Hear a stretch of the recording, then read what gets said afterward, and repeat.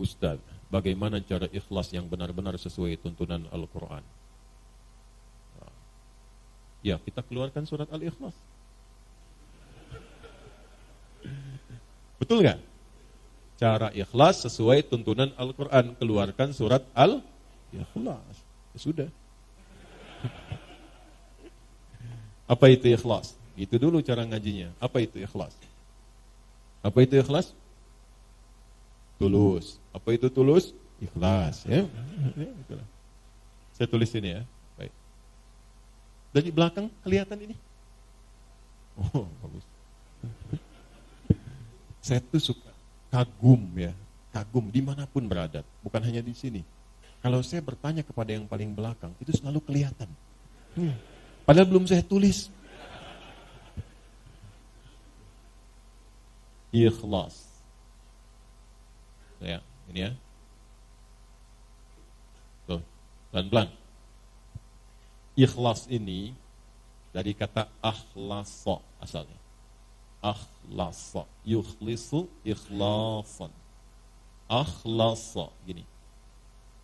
Akhlasa. Akhlasa itu asalnya dari kata khalasa tambah a. Itulah cepat membahasnya, singkat padat. A plus, ya ini kan awalan ini a nih, tambahannya plus khalasa. Simpan a-nya dulu. Kita ke khalasa dulu. Khalasa itu asalnya sesuatu yang bening, yang enggak bercampur dengan apapun, yang murni. Makanya ini nih dalam bahasa Arab disebut dengan al-ma'ul khalis. Air bening. Bukan air putih. Kalau air putih apa? Susu. Air putih apa? Ya. Kalau yang coklat apa? Teh. Yang hitam apa? Kopi. Yang putih apa? Kalau ini air apa? Bening. Nah, ini khalasa namanya. Khalasa. Kalau dibawa ke pemilik pelakunya disebut khalis. Ya, misalnya ada yang namanya khalis. Maksudnya apa? Orang itu seringkali menyaring segala yang keluar dari dirinya sehingga selalu bening, bersih. Makanya kalau ada orang namanya khalis, kata-katanya nggak boleh kotor. Karena itu bukan bagian dari cermin kebeningan hatinya. Catat itu ya. Termasuk pandangannya jangan memandang yang kotor. Karena itu bukan dari cerminan namanya. Itu khalasa namanya. Kalau kita ingin berusaha menyingkirkan yang kotor, menanggalkan, ditanggalkan, digelincirkan, izalah, tanggalkan supaya yang bersihnya saja yang muncul, maka tambahkan hamzah di depan kata dasarnya. Dari khalasa tambah hamzah. Maka harakat ini huruf pertama kan kha fathah ya. Lihat ini, fathah. Fathahnya pindahkan ke depan. Jadi a, ini sini a. Karena ini dipindah, maka ini mati, hilang. Jadi akhlasa. Akhlasa itu usaha yang sungguh-sungguh untuk menghilangkan yang kotor-kotor, yang mencampurinya. Sehingga nggak ada campuran lagi. Kalau ini air bening ada campurannya, saya bersihkan campurannya sehingga tersisa yang beningnya saja. Maka prosesnya disebut dengan akhlasa. Sudah? Sifatnya, karakternya, sifat yang membebaskan diri sudah hilang dari campuran sehingga bening saja, itu karakternya, sifatnya disebut dengan ikhlas. Di ikhlas itu asalnya keadaan yang murni, bening, yang tidak bercampur dengan motivasi atau keadaan apapun di luar dengan tujuan pokok yang ingin diraih. Misal, tujuan kita beribadah kan karena Allah kan? Nyembah siapa? Allah, ya. Wa ma khalaqtul jinna wal insa illa liya'budun. Kata Allah, aku enggak ciptakan jin dan manusia kecuali untuk menyembah aku. Maka kalau kita nyembahnya nyembah siapa? Allah. Tujuan kita pada siapa? Allah. Maka jangan pernah nanti ada penyerta-penyerta, motif-motif lain yang menyertai ibadah kita sehingga keluar dari fokus. Keluar dari tujuan asal. Karena tidak sedikit nanti ada orang yang ingin ibadahnya seharusnya dilihat Allah karena Allah.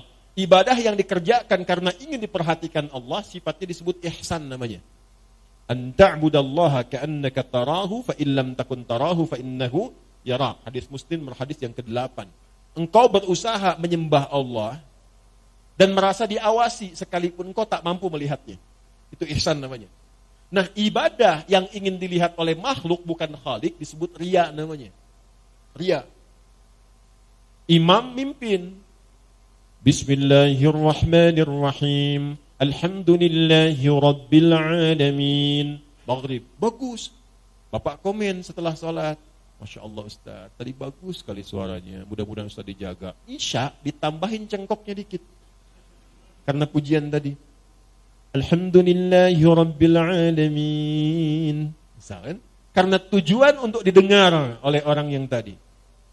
Atau ingin kelihatan oleh yang lain, saya pun bisa sholat berjamaah.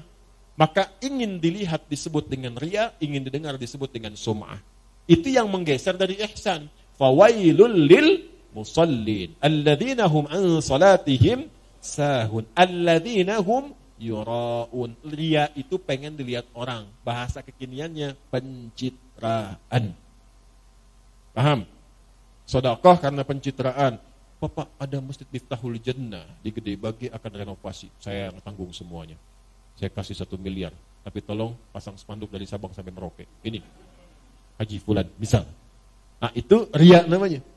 Itu mencampur sesuatu dari yang pokok. Kalau kita ingin tepikan berusaha lillah, sifatnya disebut dengan ikhlas.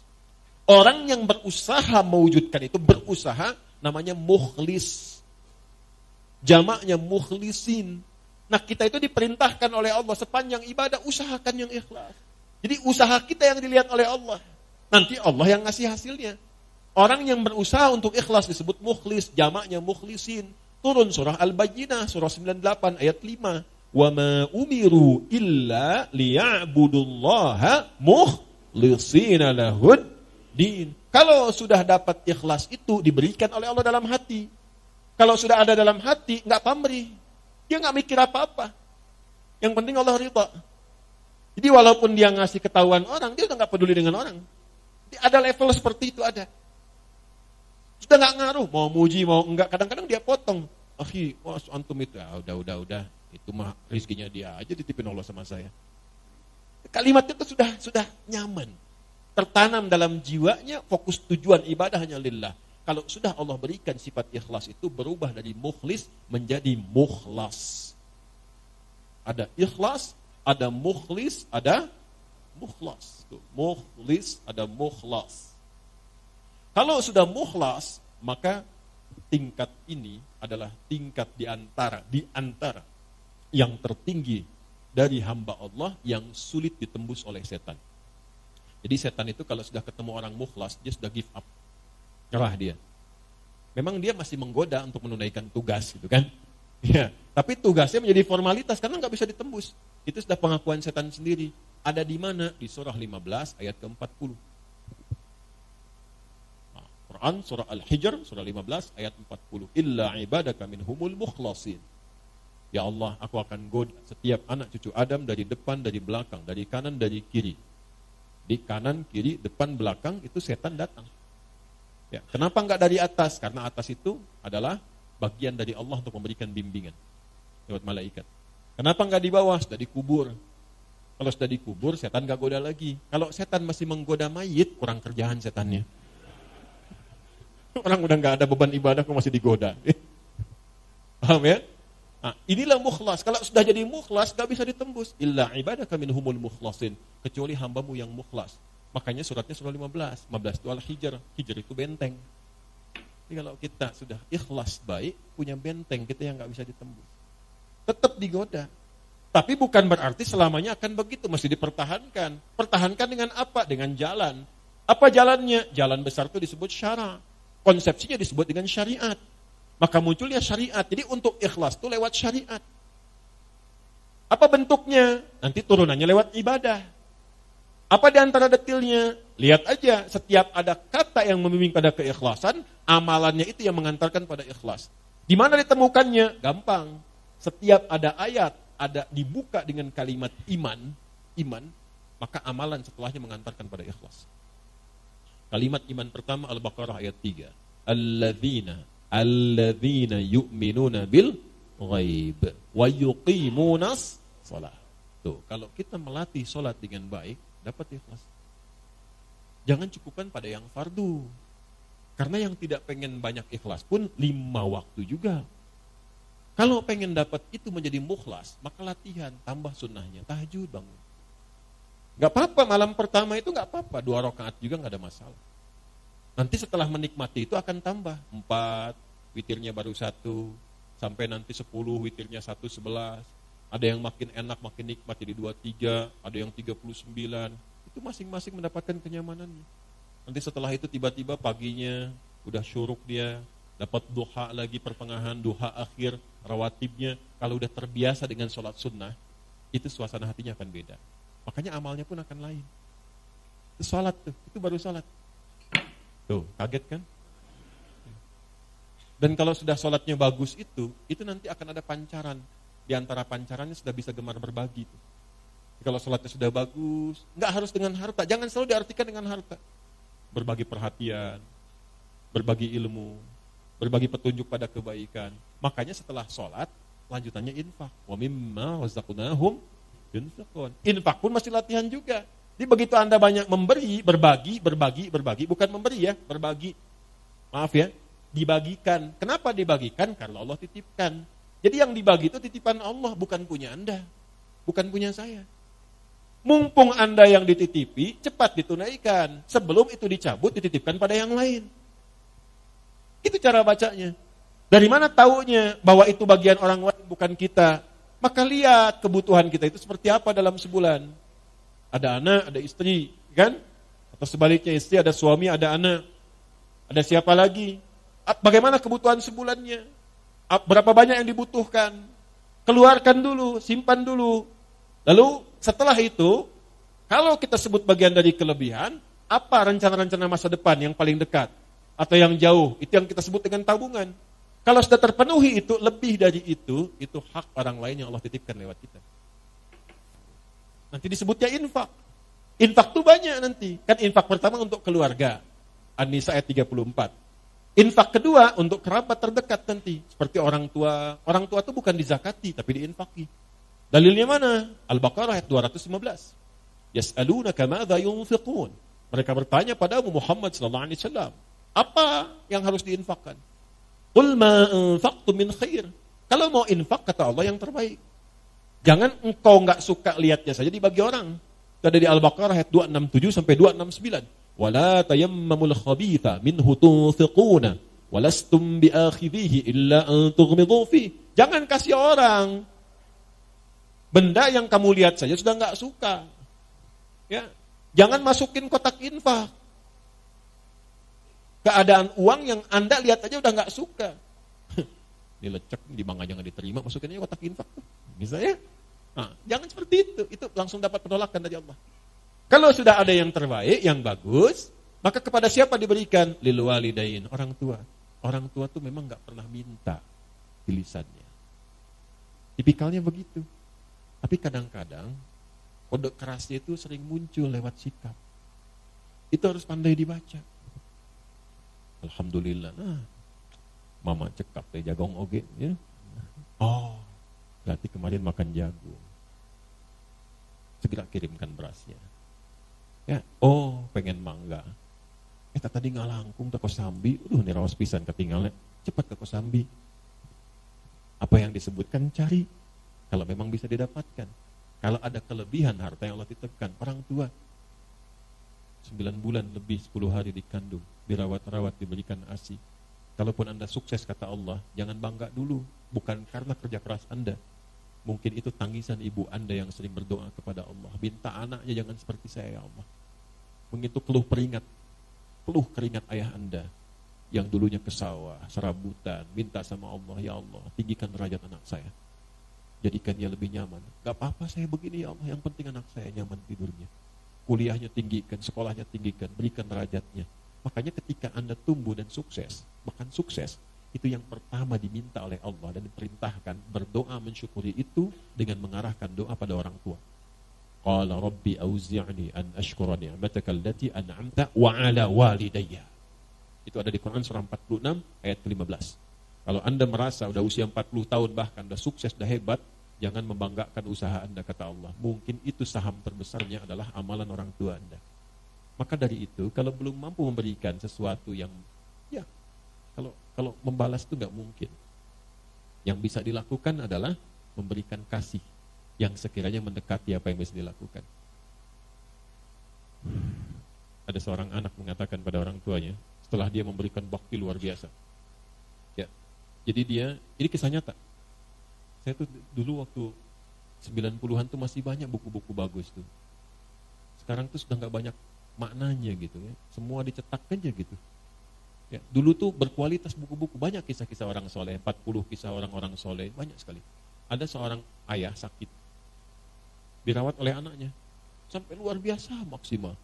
Disuapin seperti diperlakukan ayahnya itu, seperti diperlakukan saat ia kecil. Ya, ke toilet, diantarkan, dibersihkan kotorannya, macam-macam lah. Sampai satu kali anaknya komen, "Alhamdulillah ayah, aku telah bisa membalas jasa-jasa ayah, perawatan, seperti ayah telah merawat saya waktu kecil." Apa jawab ayahnya? Tidak, nak, belum sampai kamu kepada level itu. Kenapa ya? Karena aku merawat kamu dulu supaya kamu hidup. Sedangkan engkau merawat saya sekarang untuk mengantarkan pada kematianku. Ya. Makanya nggak akan bisa, balas orang tua itu nggak akan bisa. Kalau nggak bisa balas, minimal bahagiakan. Jangan sakiti lah. Kalau nggak bisa ngasih, minimal jangan sakiti. Wala taqul lahuma uffin. Kata aja udah nggak boleh, bentak nggak boleh. Udah dikandung merat, gak pernah dilepas, dikasih ASI, dirawat-rawat, disayang-sayang, dicium, dipeluk, bangun malam, bangun, capek, lelah, udah dewasa bentak-bentak. Ente siapa? Gak malu Anda sama Allah tuh. Di belakang keluh kesah, ada yang tega menggibahkan ibu bapaknya. Ya, ada yang tega memaksa memberikan warisan, ada yang mempolisikan bapak ibunya. Anak kurang luar biasa itu ya. Saya gak punya kata-kata untuk melukiskan itu tuh. Kita doain supaya dilembutkan hatinya, balik, tobat, baik. Ya, saya nggak pernah mengajarkan untuk berbuat yang kotor. Ya, saya nggak pernah mengajarkan untuk mencela orang. Minimal kita doakan. Kalau ada orang mengaku belajar dengan saya, mencela orang ini itu, saya tidak mengakui itu belajar. Ya, kita itu belajar untuk memperbaiki diri. Sebelum memperbaiki orang lain, perbaiki diri pribadi. Jadi itu gambarannya ya, gambaran keikhlasan itu pancarannya adalah amal saleh. Latihannya lewat apa? Lewat amal-amal yang Allah berikan kepada kita. Di salat, infak, ya, lil walidain. Setelah orang tua siapa? Wal aqrabin, kerabat dekat. Nah, jangan sampai Anda infak jauh-jauh keluar sana, ternyata anak kakak sendiri kurang perhatian. Anak bibi masih harus disantuni. Dilihat. Wal yatama, anak yatim. Wal masakin, orang miskin, wabnis sabil, orang yang kesulitan dalam perjalanan. Nah, perjalanan itu macam-macam. Ada yang di jalan, ada yang tafsirannya beasiswa yang keluar butuh bantuan dan sebagainya. Ya, ada yang SPP-nya belum bayar sehingga jalan sekolahnya terputus. Nah, itu maknawinya banyak sekali. Perhatikan itu. Nah, nanti di luar itu ada lagi yang tinggi juga seperti fisabilillah, babnya banyak. Nah, yang pokok apa? Zakat. Itu kalau udah berlatih, coba latihan ya. Ada orang-orang yang kalau ba'da subuh tuh suka keluar tuh. Coba dia ikuti itu. Itu tuh Masya Allah. Ginilah, besok tuh Jumat. Gak usah banyak-banyak lah. Ya, 1.000, 2.000 atau 5.000, siapkan aja untuk infak. Tapi saya minta nih, Anda keluarkan dengan tangan Anda sendiri. Banyak di jalan tuh. Atau sekitaran Anda. Cari betul-betul kualifikasi orang yang memang memerlukan itu. Yang sudah sepuh, keliling, panggul dengan keringatnya itu. Jualan donat, jualan ini, jualan itu, jualan macam-macam. Dekati. Terima kasih Pak. Mohon maaf, ini ada titipan lewat saya. Memang gak banyak, cuman tolong doakan aja Pak ya. Saya diberikan kesehatan, kebaikan. Anda berikan, itu perhatikan bagaimana yang keluar di lisan mereka. Mudah-mudahan Acep sehat, dipasti Anda rezeki berlipat, keluarga itu tuh mahal sekali, mahal. Dan itu bisa menambah motivasi Anda untuk besok berangkat lagi. Coba sesekali deh mendapatkan doa dari orang-orang seperti itu mustajab sekali. Nah, mungkin usaha Anda sukses itu dari doa orang-orang seperti itu. Bukan karena hebatnya Anda, karena kan yang punya rezeki Allah. Bagaimana Allah bisa menggerakkan semua rezeki itu dekat dengan Anda? Jangan dikira mudah begitu saja. Kalau cuma begitu, Korun lebih jagoan. Korun tuh mengatakan, komen pertama Korun yang di-dislike oleh semua generasi setelahnya, walaupun diviralkan. Apa dia katakan? Ini karena ilmu saya. Ya. Maka Allah nggak suka. Diadakanlah likuifasi, ditenggelamkan, dilumat ya dengan tanah sekalian, dengan semua harta-hartanya. Gitu. Jelas ya?